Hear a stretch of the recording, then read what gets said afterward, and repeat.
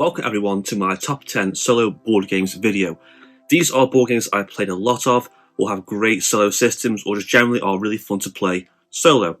So with solo board games, I find that I rate them based on how well the solo play works, if they have a good automate or AI system, if the setup time is quite short, or if it reenacts the feelings of an actual physical player.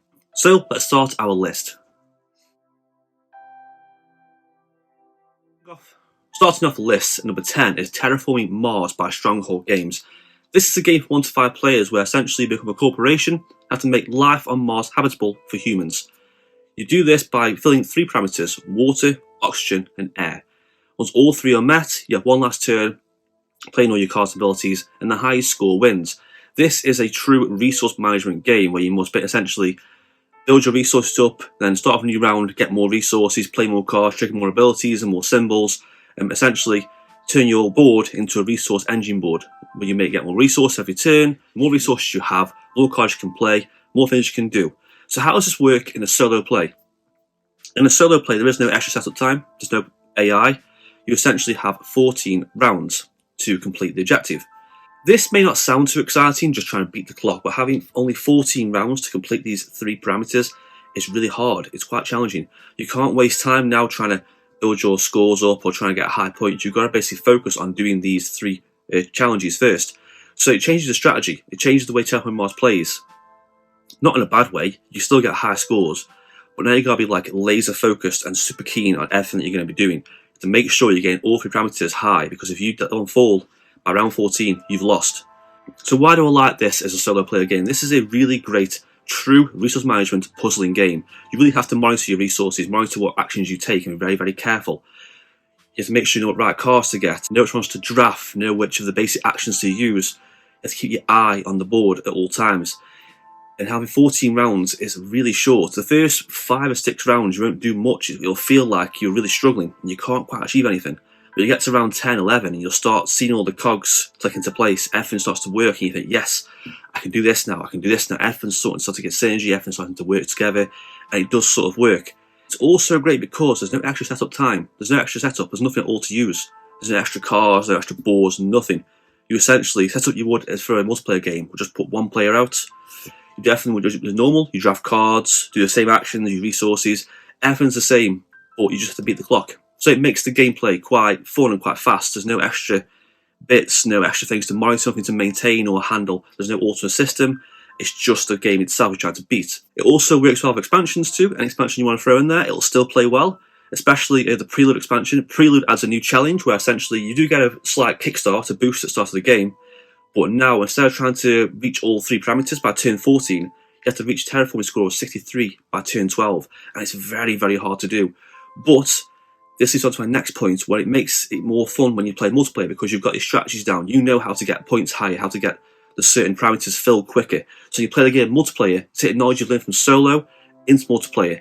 And that's all out of Terraforming Mars. It works at any player count. Because you're only doing 1 action per turn in multiplayer, or you're doing as much as you can in single player, the gameplay is quite fast, it's quite fluent. And I really like the resource management and card drafting mechanics of the game. Number 9 is Dinosaur Willy by Dinosaur Games, and this is a strange choice. I could have used Dinosaur Island instead, but they're quite similar. But I'm going to give the edge here to Dinosaur Willy because of the aesthetic and the rules a bit more simpler, easy to understand. This is a sort of theme park simulator game where you essentially build a dinosaur-filled theme park, much like Jurassic Park. You spend turns picking tiles, drafting cards, getting workers, placing dinosaur paddocks in your reserve, your park. Get special tiles like casinos and shops and attractions and rides. Once you've done all this, you'll go to your sort of main board, your island board, where you can then create dinosaurs. You can upgrade your vehicles. You can research more. You can get DNA. You can do more things. And then in the last phase, you take your little jeeple, your little car token, and drive through your park, depending on how many points you've got to spend, activating certain tiles to get excitement and money for the next round. It combines some mechanics I do really like resource management, card drafting, worker placement, and also the theme. Who doesn't want to build a dinosaur-filled theme park? So how does this game work for solo? Well, essentially you have 5 rounds to beat your highest score. There's a chart back of the manual to tell you how good your score is on a chart. You have solo objective cards that you deal out randomly. You pick ones that you want, you can pick them all if you wanted to, But for everyone that you don't complete at the end of the game, you lose 10 victory points. So picking the right ones you want is essential. Do you want to go for them all and try and get all the points, or could you risk getting them all and lose points? Also, the objective cards double over, they can flip over, and they can be used for modifying how the game works at the end of each round. So they'll take tiles, attractions and dinosaur recipes from the game, like a multiplayer game, they take them away from you. And they also let dinosaurs escape from your park. They'll have little arrows. These make dinosaurs that are in your paddocks normally just sit there, escape and move around. And now you've got to basically use your Jeeple to track them down and hunt them. You also get specialist cards for solo play only, which is basically special one-use only cards that you must put a worker on and do special abilities like rescue dinosaurs, get recipes, buy cards for free. So the gameplay is kind of similar, but a few extra things thrown in there. So why do I like this game so much? It's just really satisfying to build a theme park and get a high score. There's so many things to do, there's so many different objective cards to take, there's all different tiles, different dinosaurs, there's special attractions, there's so many things to do in the park. Do you go for dinosaurs early on? Do you go for the big ones? Do you go for the small ones? Do you go for the special tiles? Do you try work on those? Do you upgrade your Jeeple first? There's so many options and gameplay varieties in the game. It's also satisfying collecting your tiles and making your park grow and getting dinosaurs, seeing these little tokens on your board getting bigger and bigger. It's just so fun building a dinosaur-filled theme park. And because it's one player, turns go quite fast, and you can really think and work out where you want to go next, what you want to do. How can I get a high score? How can I beat my score last time? What did I do? How can I get an objective? Having objective cards right there means you're focused and you've got to work on certain things, but at the same time try and get a high score. So although it's not the best solo game, I don't think, it's certainly not one that I'd play all the time solo, because it's such a big table hog and the setup time's so big for it. There's so many tiles and bits and boards and tokens everywhere. When I do play it, it's a really enjoyable experience. Number 8 is Mansions of Madness by Fantasy Flight Games.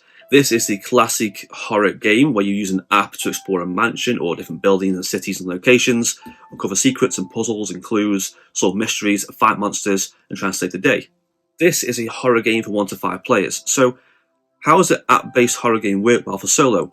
Essentially, you just control 2 characters, so the game isn't much different. You work together, but you just swap characters, do one character, then another character, and just keep going and going and going. So why I like this game solo is because it's a really immersive game. This is a really immersive, true horror, true Lovecraftian horror experience. The atmosphere the app gives off, the sounds, the sound effects, the music it plays out, the dark tiles, the monster tokens, the mysteries, the mythos effects. It's all quite atmospheric. And in the right player group, this game's great. But I think with 5 players, if you're playing and you're all chatting and talking, it sort of loses that horror edge. It loses the sort of immersion level. When you play solo though, and you've got like the right setting, you've got the app in front of you, it is really immersive. You're stuck in that horror world. It's like playing a video game or watching a horror film unfold as you play. You'll explore rooms, you'll meet characters, you'll fight monsters, it'll feel tense, it'll feel scary. I like this game solo because you control 2 characters, so you work together, you can spread out, you can work together. If one character's good at fighting, make them fight the monsters. If one character's good at gathering clues or solving puzzles, make them go the other way. So you can basically work together, trade items, and you have sort of one shared mind. I'm not saying it doesn't work well multiplayer, it works great multiplayer, but because you're all trying different things at once and you are working together, but with one mind, it works a lot easier. And also the app is great too. The app handles everything from the characters, the dialogue, the sound effects, the music, the mythos effects, the items and the monsters. So everything's handled there right in front of you. You can play it right there. But when you've got more players, and you're passing that tablet or the phone around or you're sharing a screen, you lose the immersion and it breaks the true feeling of the game, the true horror element of the game. So when you're playing solo, it's one of the best horror experiences you can play. Number 7 is Lost Ruins of Arnak by Chex Games Edition. This is a game for 1 to 4 players of exploration, deck building, worker placement. You become archaeologists, so you must explore an island. You'll spend your turn sending out workers to uncover sites, to get rewards and secrets, find resources. You'll fight guardians, you'll buy new cards, upgrade your deck, you'll get artifacts with powerful abilities, you'll research into the temple, try and uncover the secrets. At the end of the game, after 5 rounds, highest score wins. So how does this work for solo? You do have a solo opponent, so you flip over one of the boards, and that becomes the solo player board. And they have a set number of tiles with symbols and arrows. You flip a tile over, and it'll tell you which direction to choose and which action to take. So it might say, buy the highest value card, and an arrow to the left. So you buy the highest value card. If it's a tie, the leftmost one wins. It might say, take it to a site, level 1 site, and the arrow might tell you which tiebreaker to use. It might say defeat a guardian or advance on the research track. So the AI player does a lot of actions and will do the same sort of things that you will do on a turn as well. So why do I like this game solo? It kind of feels like you're playing against 3 other players, because the AI player will use all the other meeples, the other colours. They'll send workers out, they'll buy cards quite frequently, they'll get artifacts, they'll advance the research track quite a lot, they'll kill guardians. So there's a lot of things happening in their turn. Because they have 10 tiles that always take 10 full actions every turn. Also great is the difficulty setting. You have the basic cards, and you have red cards and green cards for the solo player. And you can mix and match these to get different difficulty settings. You can put all the reds in for a really hard game, or all the greens in for an easy game, and mix them up. Also, the AI player will collect the idols, they'll get more points, they can be quite tricky to beat. But there's just a sheer gameplay variety here. Trying to get a high score, trying to get the right cards, trying to beat this AI player when you go on hard mode can feel really satisfying. It's really tense and it's quite a struggle. The game also plays quite fast, the turns go quite quick.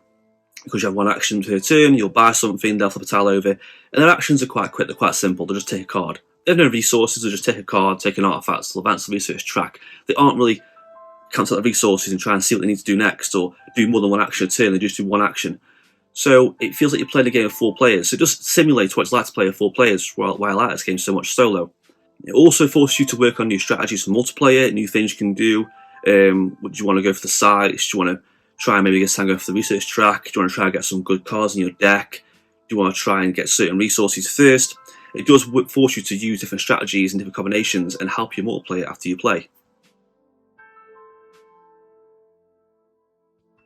Number 6 is a similar kind of game. It's Dune Imperium. Not similar in theme, this is a sci-fi game, but I mean similar in mechanics and deck building and worker placements.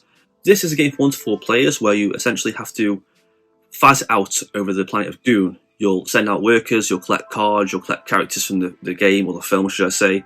You build your deck, you'll advance with factions, gain certain benefits, at the end of each round have a sort of conflict for a certain reward, and then whoever gets 10 victory points first wins. So how does this work for a solo play? You pick 2 other houses you haven't used, and you take a deck of House Hegel cards. These are basically the solo player cards. Then for each player, flip a card over, it'll tell you where to send their meeple, and where to do certain actions, and how combat works as well. So it's handled quite easily. Setup time isn't too long than the regular game. You essentially just put the other factions down, give them starting resources. They have a deck of cards, they don't collect cards in any way. So each turn will send some locations, they'll block them off from you, they'll collect resources, they'll put units into the conflict zone. They don't collect cards, they don't buy cards, but they will collect resources. If they have certain resources, depending on the chart you use for difficulty setting, they'll use some resources to get extra victory points. And they can also advance on the faction tracks and get points there as well. So there's a lot of ways they can gain points, the same as you. So why do I like this game solo? I like it because it doesn't take much longer to set up. It isn't much different. You just basically have 2 spare houses and the House Hegel cards. So why do I like this game solo? Well, setup time is quite short. It's quite a simple setup. The actions they take are quite simple. They aren't like the actions we take on our like a humans player turn. They'll go to locations, sure, they'll do things, but they're limited. They aren't as complicated. They'll just basically take resources or block spots. They aren't as hard to sort of understand, but at the same time they are challenging. They can block you off. They can put units into the conflict zone quite fast. They can be quite tricky. What's great here as well is the variety. There's all the houses. You can have combinations of 3 different houses fighting each other. So there's that variety there as well. There's also difficulty settings. There's different starting resources. Different points where they take their 3rd worker unit. So in normal game, you have to send your units to Swordmaster space and pay 8 resources, 8 Solari, to bring them to your board to get a 3rd worker. With them, you put their worker next to the deck of conflict cards, and after so many rounds, they get it for free. So you can make it easier or harder depending on how many rounds you want to go for they get their worker.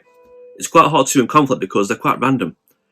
They'll put units into conflicts when you don't really need to, and then when you see a put you want, they can be quite brutal and put units in quite fast. They'll block spaces, they'll take resources from the spy spaces, they'll get points quite fast, they'll match your score quite quickly. What's great here though is the variety of gameplay, the difficulty settings, the way you can try and get points, but it also forces you, like the previous game, to use your strategies to buy certain cards to work out how conflict can be won quite fast, how certain cards can work with each other, going for certain strategies, going for certain resources, getting resources fast. Like Terraforming Mars, it forces you to think quick and be very brutal and very quick with the resources, quick with the cards you need, because if you aren't careful, their score can go quite quick. Because later rounds, when their influence track's getting quite high for all of them, they can get points quite fast. It's essential to keep your eye on their score as it slowly climbs and matches wherever it takes you in the later game. Number 5 is Meadow by Rebel Studios. This is a adorable, beautiful game of collecting nature, flora, scenery, animals, wildlife into a little set, using symbols that you've acquired to gain more cards, and then draft more cards using these little tile tokens that you can place into a board to get ones that you need. Grow your collection. After so many rounds, the highest score wins. Meadow is a great game. I mean, you look at it at first glance and it's just sort of like a simple game. It looks quite easy. It's quite sort of kid-friendly maybe. You're just collecting symbols, pretty artwork on the cards, making your set collection bigger, and just getting high score and winning. There's not much else really to it, and for the most part that's true. But to get a high score, you've got to have a keen eye. You've got to be very ruthless and get the things you need. You have to make sure you match your symbols up. It requires a lot of thinking, a lot of deep thought and strategy to get those symbols matched up, to get the right ones you need. Because when you get cards later on and you haven't played properly, you haven't got the right symbols out, you're going to struggle. You're going to get bonus points too, and use your little tokens at the right point to get the right cards. It can be very, very hard. So how does this work for a solo play? Well, you do have a solo opponent called Rover. You have a small board. You take 3 unused colours that you aren't using. So if you're playing red, you'll use green, purple and yellow. Place them to the right, bottom and left of their board.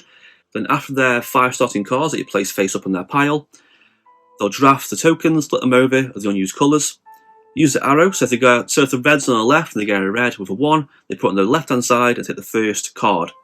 Draft the card, put it in their pile. That's all they do. They don't need symbols, they don't need anything else, they'll just draft cards. But this makes it hard because there's no restrictions for them.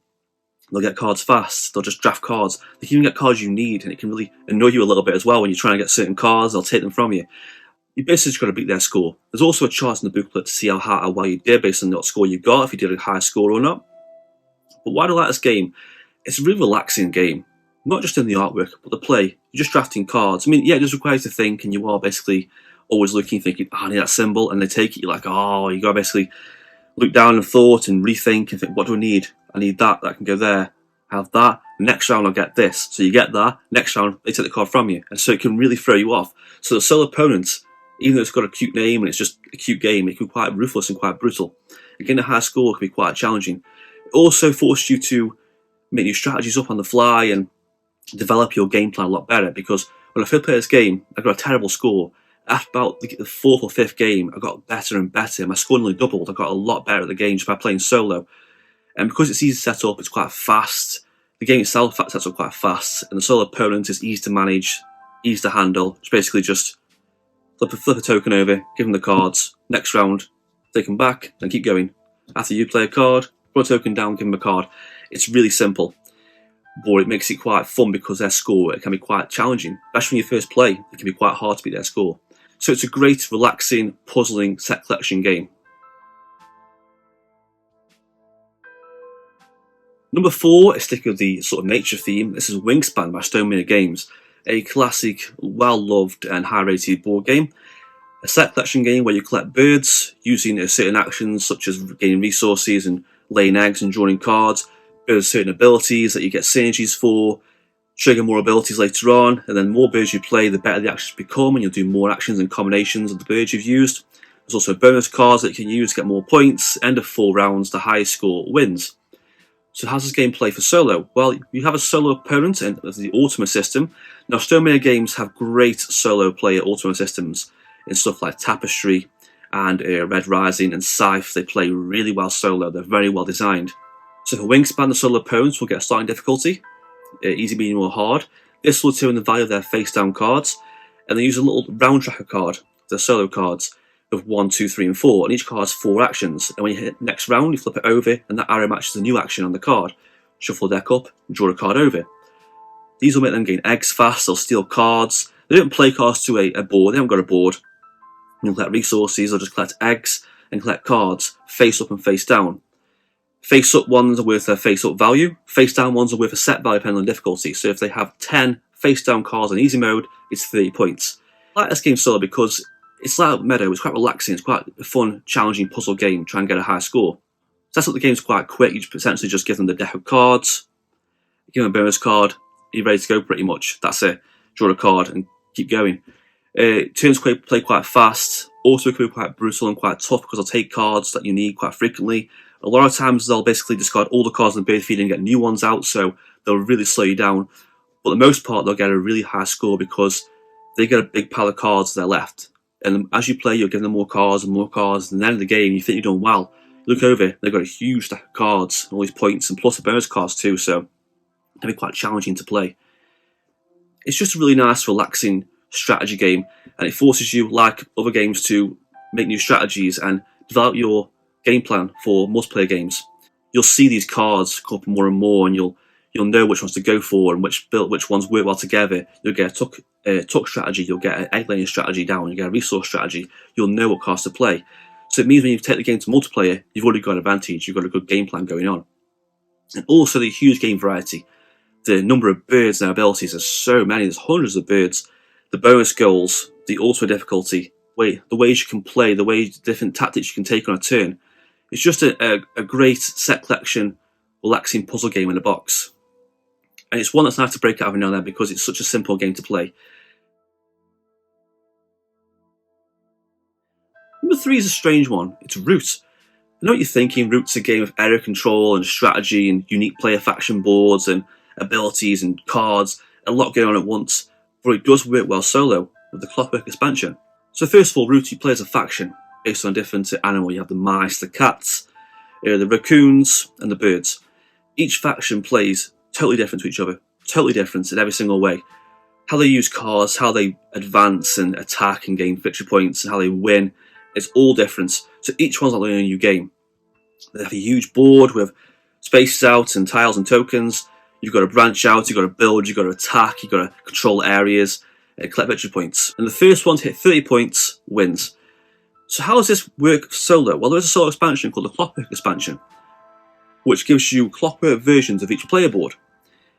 The setup kind of similar than how they would normally, but for each of their turns, you'll draw a card from the deck, and based on what suit the card is, the sort of fox, mouse, rabbit, or the bird suit, will do certain actions. So, for instance, if you drawed a fox symbol for one of the characters, they might move to a fox suit and use one, they might attack, and in the fox suit they have sort of tiebreaker questions. It is quite confusing. Like the game itself, it's complicated, there's a lot to take in. It can be quite intimidating at first to learn, not just the factions themselves, but also the solo factions, how they play. Once you get it down though, it works so well. I like this game because the AI factions, not only do they function like a human player would, they'll behave like a human player. The birds will branch out quite fast but will struggle against turmoil quite quick. The mice will take their time quite slow, then flip over their tokens randomly. They behave quite similar. Sheer gameplay variety. The combinations, 1-on-1, two player, 3 player, 4 player factions all fighting at once.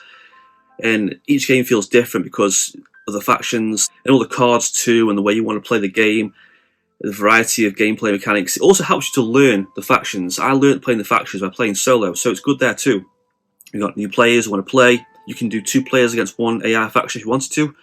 It's great to help you learn how the game plays and how to get certain cards, how attacking works. But at the same time, they can be quite tough. They're tough opponents. What's great here too, though, is just not just the sheer gameplay variety and the. What I love here, though, is the fact you've got this big, complicated, heavy war area control game, and you can play it solo. It works well solo. They behave like a real player would behave. What's great here, though, is the gameplay variety. Every game will feel different. Every game is so different depending on what you use, what factions you use. The birds versus the cats versus the raccoons, the 3-for-all, a 4-player match of solo players, great.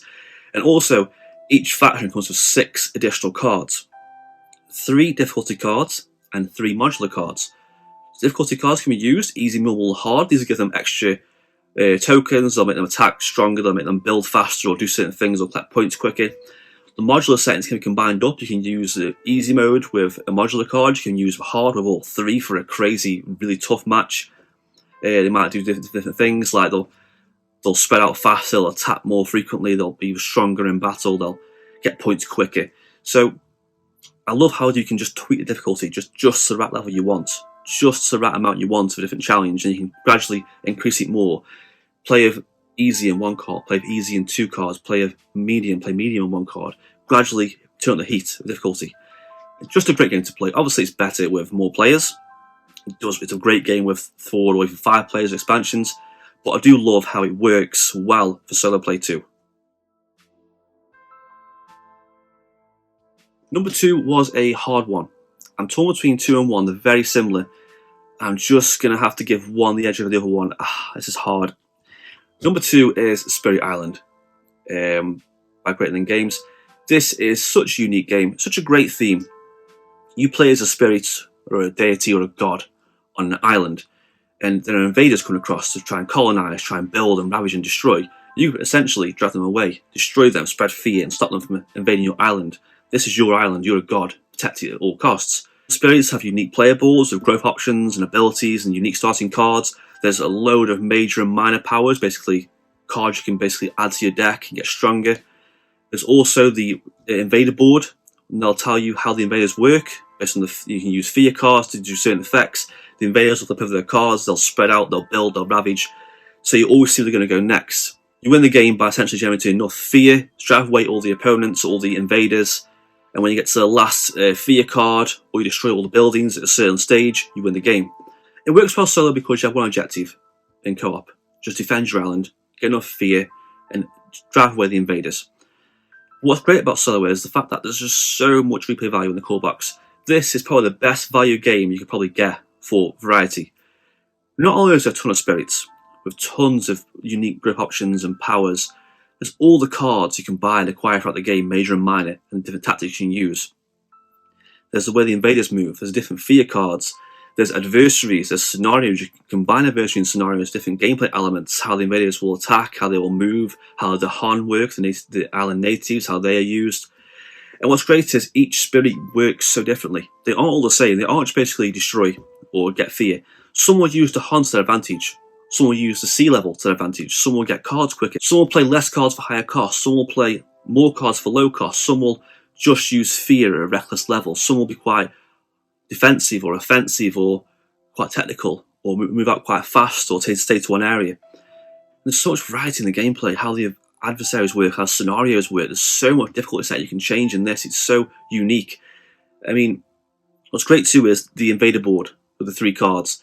These tell you how the invaders are going to work, how they're going to attack next, where they're going to sprout to next, where they're going to build next. So you can look at that and you think, right, they're going to build in a grassland area next. What can I do? Can I push some defense in there, some Dahan? Can I defend that area? Can I push them out quick before that even happens? So you're constantly fighting back and forth between your player board, the invader board, and the game board itself. And the game is very complex. It's a hard game to learn. It's like Root, it's very difficult. But it's such a challenging, puzzling game. Trying to win can be quite tough. Once you get the hang of the spirit, especially the easy ones, it does get a bit easier, but then you add in the scenarios, the adversaries, to try and change up the gameplay. You can play two-handed solo, see how that works. And if you want to get the game even more fun and more frantic, you get the expansion and add the event cards in and the beast tokens. And with this added to it, just these 2 mechanics make the game so much bigger and so much more variety of gameplay. It's so great to play. This game will be quite hard to play with more players. 4 players or 5 expansions would be dreadful. It'd be just such a long winning experience because it's such a big game. But 2 players or 1 player, it's one of the best modern board games you can get based on the theme alone. And number 1, the best solo board game I've owned, I've played. My favourite board game right now to play solo is Too Many Bones by Chip Fury Games. This is a deck-building RPG game with campaign elements and RPG-like systems in place. You choose a gear lock, sort of like your adventurer, like an orc kind of creature. Each has a completely unique playstyle, unique set of skills and dice. You use dice to basically acquire new skills to increase your health, dexterity, your attack, defense. You use poker chips for your health for enemies. You'll pick a tyrant to start the game, like a sort of boss. You'll draw encounter cards, and you'll have so many days to get progress points and train up and learn new skills. And then at the end of so many days, you have enough points, you can take on a tyrant in a big boss battle and try and win the game. It's sort of like an RPG experience like Gloomhaven, but broken down into a sort of small, bite-sized chunk. You can play a long game. You can pick a tyrant with a lot of days, like the big dragon guy or Nobulus. Play a long game. You can play campaign mode and link some together. You can play a quick 40-minute game or an hour-long game, just a quick RPG experience with these gear locks. Game itself, the gameplay is key here. Now, I love this game. The production by this game is one of the best you'll ever see. The neoprene mats, the sort of PVC cards, the poker chips, the big thick deluxe vinyl poker chips. Everything is designed perfectly. It's all high quality. You could put this game in water, you could throw it off a building, you could blow it up and it still survive. It's so durable, it's so thick, it's so well designed. But as much as the production value is so high, the gameplay is just as high. The gameplay is fantastic. The way the dice are used to do certain skills, the way the enemies work, all the keywords, the way battling works on the battle mat, the way you can upgrade your card and get rewards and get loot, and the funny encounter cards, sort of tongue-in-cheek humour, how the encounters work and how each battle will feel different. It's not just basically do a battle, they're the units. It's like this battle, you have this unit and you've got this in there, or you're losing health each turn, or you've got an extra effect, or something funny happens at this round, or a boss side into the round in the middle of the game. There's just so much stuff in the game, so much variety in gameplay. Let's Play Thailand, the base set alone is just full of value. It's just full of value itself. But gameplay is key here.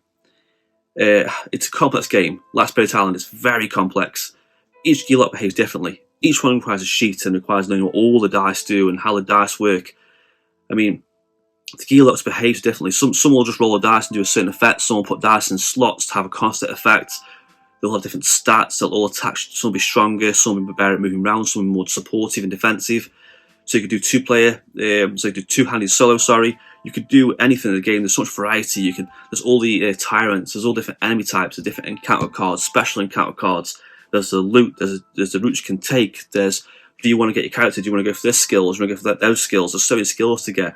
Do you want to get stronger? Do you want to get more health? Do you want to get more attack, more defense as you upgrade your character? The RPG system is so great here. It works so well. And despite Gloomhaven being a little bit easier, I find this game more fun because it's not as tedious as Gloomhaven. It sets up a lot faster. Everything's just there in a little compressed area, what you need. And it's just a quick RPG experience. Upgrading your character feels fast and fluid. It's quick and easy to play. Turns go quite fast. It plays nicely. It plays smooth. It's a game of high production and high gameplay. And it's one of my highest ones on my list. One of the best solo games, best co-op games, best RPG game you can possibly find. And that's it for my top 10 list. Any questions you have about this list? Anything you think should be on there? Anything you think should be off this list? Anything you think I might like? Or games I might want to get next? Or you want to see a play for any of these games I've mentioned? Comment down below. And as always, like and subscribe, and thank you for watching.